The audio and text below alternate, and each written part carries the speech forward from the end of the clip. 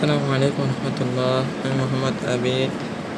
ইনশাল্লাহ আজকে আপনাদের সামনে ম্যাথমেটিক্স 2 এর প্রথম চ্যাপ্টার নিয়ে আলোচনা করব। ভালো মতো খেয়াল করেন, গুরুত্বপূর্ণ একটা প্রশ্ন, সবাই একটু ভালো মতো খেয়াল করেন। আমাদেরকে প্রশ্নে দেখানো হয়েছে 1/x × x² + 1 হোল স্কয়ার। এটা একটা ভগ্নাংশ আকারে দেওয়া আছে, যে ভগ্নাংশটাকে আংশিকভাবে আমাদের রূপান্তর করতে হবে। এই আংশিকে কনভার্ট করতে চাইলে কিছু নিয়ম দেওয়া আছে, ওই নিয়মগুলোর মধ্যে আমরাই খেয়াল করছি। ভগ্নাংশ আকারের নিচে উপাদানগুলোর মধ্যে কি থাকে? সাধারণ দুটো উপাদান থাকে, অথবা ভিতরে স্কোয়ার বাইরে হোল স্কয়ার এরকম উপাদান থাকে, অথবা ভিতরে একটা স্কোয়ার থাকতে পারে, আরেকটা উপাদান বাইরে একটা হোল স্কয়ার থাকতে পারে। এখানে দেখেন একটা উপাদানের ভিতরে স্কোয়ার আছে, পুরাটা অংশের মধ্যে বাইরে হোল স্কয়ার আছে। তাহলে এটাকে আংশিককরণের নিয়মটা কি হইতে পারে? একটু ভালো মতো খেয়াল করেন। 1 এর সাপেক্ষে উভয়কে এত দ্বারা গুণ করে। ভালো মতো খেয়াল করেন, আমাদের যে ভগ্নাংশ আকারে আছে এই প্রশ্নটা আমরা হুবহু তুললাম। এই প্রশ্নটাকে আগে এই এক্স সাধারণ কোনো উপাদান থাকলে, এক্স আকারে এরকম কোনো উপাদান থাকলে এই এক্সটাকে আমরা a/x দিতে পারি। তারপরে ভিতরে স্কোয়ার প্লাস 1 থাকলে ভিতরে স্কোয়ার প্লাস 1 বাইরে হোল স্কয়ার। তাহলে ভিতরে স্কোয়ার থাকলে আমরা কি জানি bx + c হবে। ভিতরে স্কোয়ার প্লাস কোনো একটা উপাদান থাকলে bx + c হবে। একটু ভালো মতো খেয়াল করেন, ভিতরে স্কোয়ার প্লাস 1 থাকলে bx + c এই উপাদানটাই হবে। আর হোল স্কয়ার আছে মানে এই উপাদানটা কয়বার হবে? দুইবার হবে। একবারে bc বসছে, আবার তো আবার কী হবে? d আর e আবার অন্য একটা উপাদান হিসেবে আংশিককরণ হবে। এরপরে 1 নং, এটাকে 1 নং সমীকরণ ধরলে আমরা যে মানটাই বের করতে চাই আংশিককরণ আমাদের সব কিছু সমীকরণ আকারে বের করতে হবে, কোনো কিছু ভগ্নাংশ আকারে রাখা যাবে না। তাহলে দিয়ে খেয়াল করেন, এটা একটা ভগ্নাংশ আকারে আছে। ভগ্নাংশ আকারে যখন এই উপাদানটাকে উপরে একটা হুবহু একই উপাদান দ্বারা বসায় কাটাকাটি করা হবে, তাহলে আমরা 1 পাবো। এই 1 যেটা পাবো এটা একটা সমীকরণ আকারে আমরা মান প্রকাশ করবে, ওটা কোনো ভগ্নাংশ আকারে হবে না। তার জন্য এই উপাদানটার সাপেক্ষে এই উপাদানটাকে গুণ করে এই উপাদানটা যখন 1-এর সাথে গুণে বসাবো, তাহলে উপরে আর নিচে কাটাকাটি হলে শুধুমাত্র 1 রয়ে যাবে।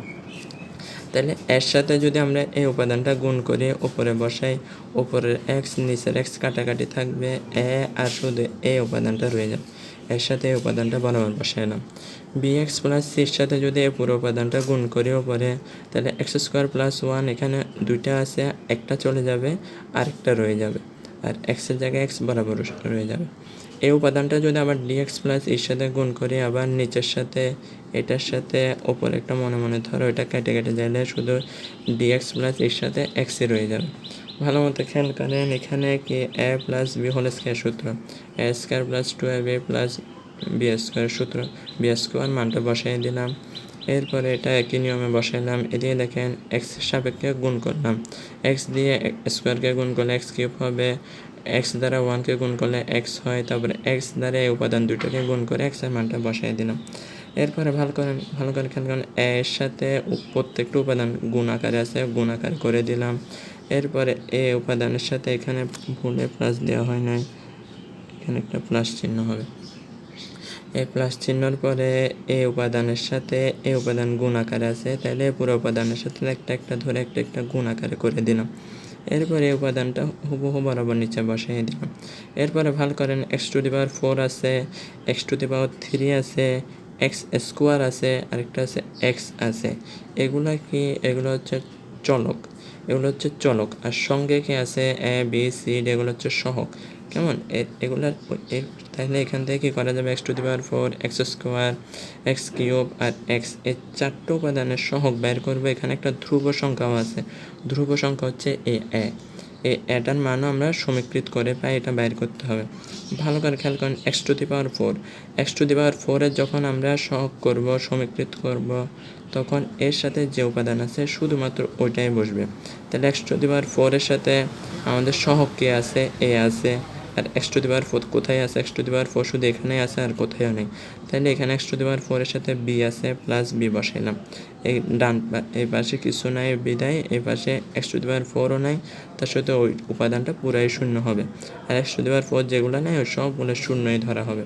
তাহলে এখানে যেহেতু এটা ইকুয়াল 0, এরপরে x³ এর মান বের করতে হবে। x³ এর সাথে সহগ সমীকৃত করে পাই, মানে x³ যার সাথে আছে শুধু তেই বসবে। তাহলে এক্স কিউব কার সাথে আছে ভালো মতো খেয়াল করেন। এক্স কিউব আমাদের আছে কার সাথে, এক্স কিউব আছে আমাদের শুধুমাত্র সির সাথে, শুধুমাত্র সির সাথে এক্স কিউব আছে, আর কারোর সাথে এক্স কিউব নাই, আর সবগুলো শূন্য হবে। তাহলে সির সাথে আছে শুধু সিটা বসছে আর সবগুলো শূন্য। তারপরে এক্স স্কোয়ার বর্গ, বর্গর সাথে সহগ সমীকৃত করে পাই। এক্স স্কোয়ারের সাথে এটা আছে 2a আছে, এক্স স্কোয়ারের সাথে বি আছে, এক্স স্কোয়ারের সাথে ডি আছে। তাহলে 2a plus B plus D বসালাম ইজ ইকুয়াল 0।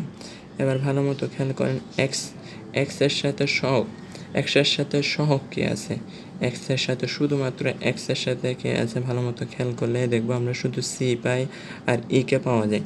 তাহলে C plus is equal 0, C plus is equal 0। এবার ভালো মতো খেয়াল করেন আমরা এখান থেকে কী পাই, এজ ইকুয়াল 1 পাবো। এজ ইকুয়াল 1 কখন পাবো, হচ্ছে আমাদের ধ্রুবক। আমরা শেষে এবং দিয়ে রেখেছিলাম ধ্রুবক সমীকৃত করে পাই।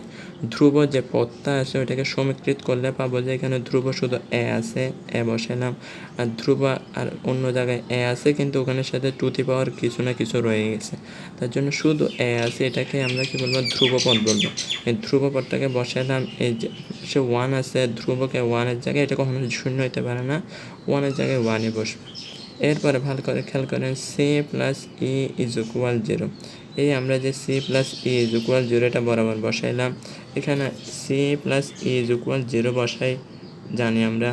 আবার সির মান কত জানি, 0 জানি। এই সির মান যদি 0 বসাই আবার ইজ ইকুয়ালও 0 হয়ে যায়। এ প্লাস বি ইজ ইকুয়াল 0 কোথা থেকে পাই, প্রথমে যে মানটা বসাই এ প্লাস বি ইজ ইকুয়াল 0 বসাইছি। এরপর আমরা এর মান কত পাইছি, 1 পাইছি। এর মান 1 দিয়ে যদি এখানে বসাই 1 বসাই, এই প্লাস 1টা এ পাশে ট্রান্সফার হয়ে গেলে, পরিবর্তন হয়ে গেলে, এ পাশে চলে গেলে চিহ্ন পাল্টাই যাবে, কি হবে, এখানে প্লাস ছিল লেফট থেকে রাইটে চলে গেলে -1 হয়ে যাবে। ভালো মতো খেয়াল করেন। তারপর এই উপাদানটা পুরোপুরি হুবহু বসাইলাম। আমরা এর মান কত জানি, 1। এখানে বির মান কত জানি, -1। বির মান -1 কোথায় পাইছি, বির মান -1 এখানেই পাইছি। এর মান 1, বির মান -1 বসাইলে -1, এখানে কত, বির মান -1 আর এর মান যদি 1 বসাই, 2 একে 2 আর -1, 2 থেকে 1 গেলে -1, -1টা বাম পাশ থেকে ডান পাশে চলে গেলে +1টা কী হয়ে যাবে, -1 হয়ে যাবে। ডির মান কত পেলাম, -1 পেলাম। A B C D E এই 3টা মান পাইলাম, 4টা মান পেলাম, 1 2 3 4 5। এই 5টা উপাদানের মানগুলো আমরা কোথায় বসাবো, এখানে যে আমরা সমীকরণটা বের করছি ভগ্নাংশ আকারে, যে সমীকরণটা ভাগ করছিলাম, আংশিক করছিলাম, এখানে A B C D E প্রত্যেকটা মান বসাই দিলে আমাদের নির্ণয়ে ভগ্নাংশ হয়ে গেছে ইনশাআল্লাহ।